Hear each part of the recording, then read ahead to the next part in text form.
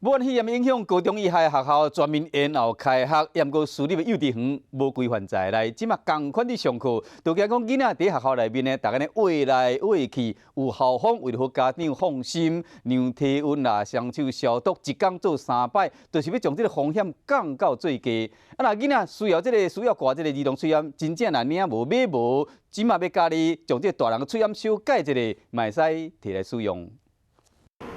小朋友坐好势，一个量体温，老师详细记录落来。私立幼儿园无延后开学，拢照常上课。惊武汉肺炎伫校内传播，一工3改做好防护。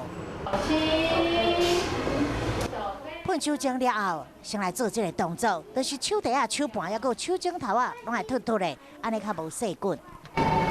小朋友下课了后，老师该继续做清洁，这摊啊、下桌啊，还有门环，拢爱消毒。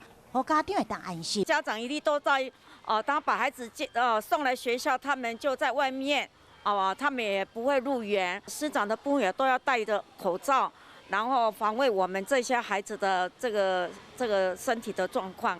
另外，囡仔面上怪儿童喙炎的不容易买到，每一间健保特约的药膏一工分配量只有50片，若是家长买无，会使 DIY。可以请他们先自己扶着。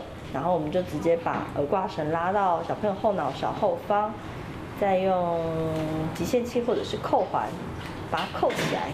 不过，医师提醒，家己DIY的儿童喙炎弥合度也是比儿童专用的较无好，但是只要挂了正确的，也是有一定程度的防范效果。真正买无应急一个嘛是会使。